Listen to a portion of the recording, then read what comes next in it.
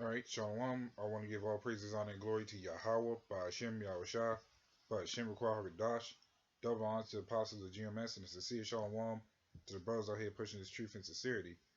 And I want to get into the topic of going into Esau about how he basically can no longer control us, even though far as he can no longer really control the elect. Now we know that we gotta abide by his rules at the moment. But as far as being spiritually over us, Esau is not over us. But he has our people though, and for that Esau is going to pay for that because Esau needs to be brought down anyways. We see that if the Lord was not in control of everything, if everything was solely left into Esau's hands, this world would have been done with.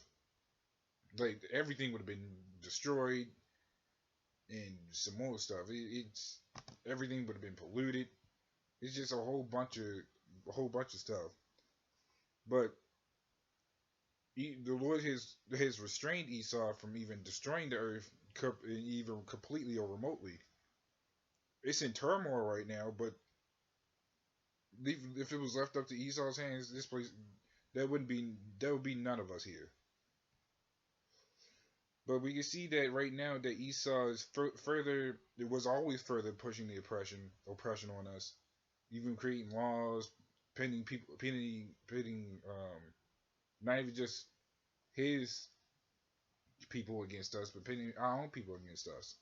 We can see that no matter what we do or how we look at things, we're still being oppressed. But he's really just torturing us at this point. So I'm gonna start it off with Psalms 10 and 2. It says, "The wicked in his pride doth persecute the poor." So we see that Esau is oppressing us, but our own people is oppressing us because they're wicked too. That our people will fall right in line with Esau, and it's like, how should I say? It's like having converted people into zombies and they just follow you. It's like a whole legion of them. Our people are the zombies that follow after Esau. They'll bow to Esau.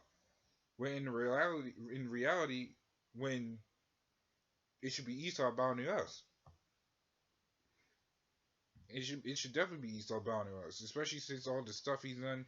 He's gonna get paid. He's gonna pay for that. We should be the ones in rulership right now, but of course, because our people messed up, of course we all messed up.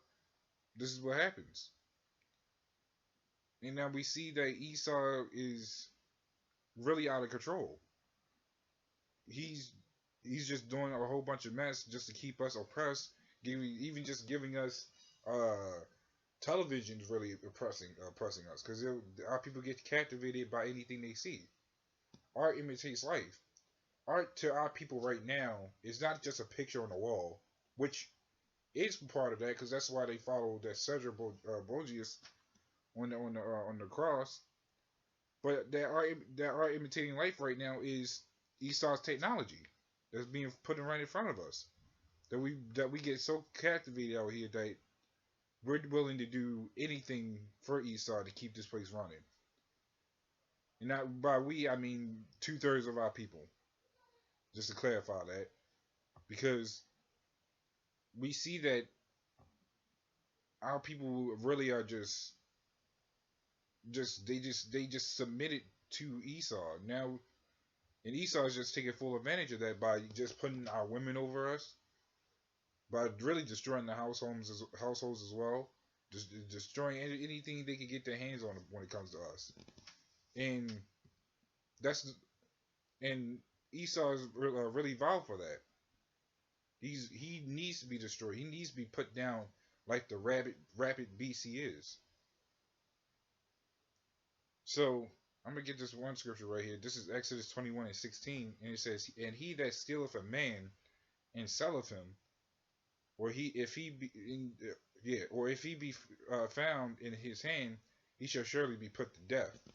Now, We could say, and they could even try to say that, oh, that was going back into slavery. We ain't doing that now. But believe it or not, they still doing that. Cause guess what? Esau stole us from the get go. Uh, so even if they're not physically doing it, we still here because of it. We can see Esau is stealing our people by that technology, by using their own technology against us, not just by guns, but entertainment, music, industry, you name it. Anything that captivates our people, they are being stolen by Esau. And it says in Salathim. Guess what? What makes this place run? All for money. Our people got to work. They got our people got to work to do that. To do what they need to do. Because guess what? They just won't work into one place. They're working several other different places. Esau's been selling us to every company he has available here, just so we can work for him. And it says, or if he be found in his hand, and you see, we went me and the Ak yesterday, me and the Akim yesterday. We did a video on this this cop that shot. It was Edomite cop that shot Jake, and his brother walks up and hugs the Edomite that shot the the Jake. So our people are really in the hands of Esau, and he says he shall surely be put to death. So Esau's got to die for the stuff that he's been doing. It's all adding up. It's all he's just writing the tally each time he does something. And this we're seeing that even with the even with everything that's going on, we're seeing that this place is actually further crumbling because Esau can't keep a grip on us. Esau can't keep a grip on everything that's going on here because why? The spirit of the Lord. This place is going to come crashing down. It's going to come crashing down hard. As they say, the bigger you are, the harder you fall. America, aka Babylon, is the biggest corporate country there is out here in this world right now. So, as the biggest, it's going to fall the hardest, which means shit. I'm just going to say it like it is. Shit is going to happen. It's going to happen. Esau's gonna flop, even though he's the one trying to plan the collapse of this place. He don't understand what he's really getting himself into, which is he just further placing himself into slavery.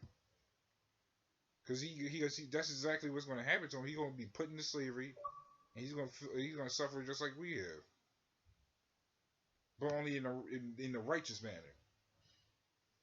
So when I go back, I want to go back. When I go back to Psalms 10:2, it says, "The wicked and his pride doth persecute the poor." It says, "Let them be taken in the devices that they have imagined." And once this place falls down,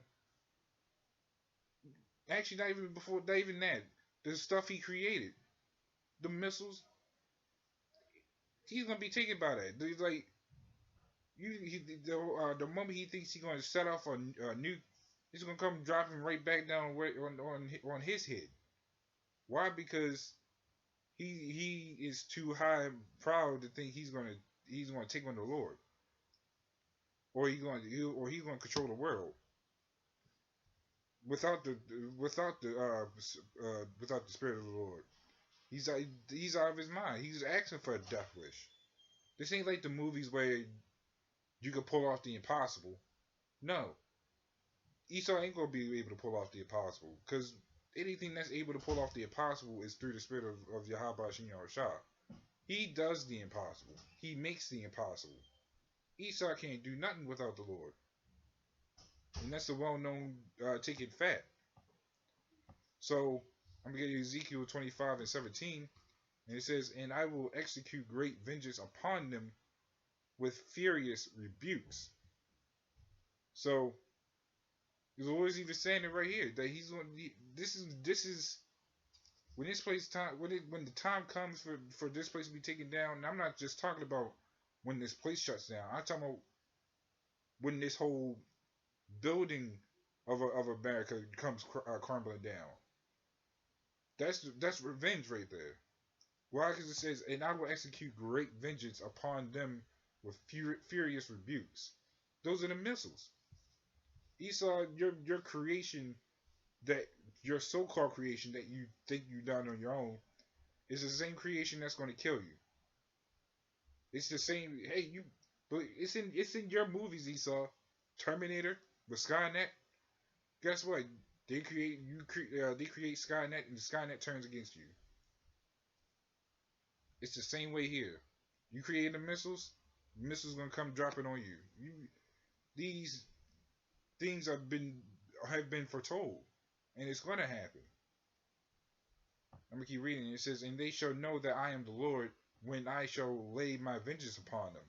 So Esau, as much as you want to try to deny it, you will recognize the Lord. You will regret even laying his incurring his wrath. So no matter what you do, you can keep thinking you're gonna beat the Lord. It's not gonna happen. You're you're setting yourself up for failure. You This ain't your own movie magic. Just because you think you can pull off the impossible,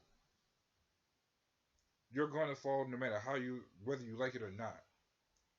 So with that, I just want to say Shalom and death to Babylon and death to Esau. Maybe we get out of this place even sooner. Shalom.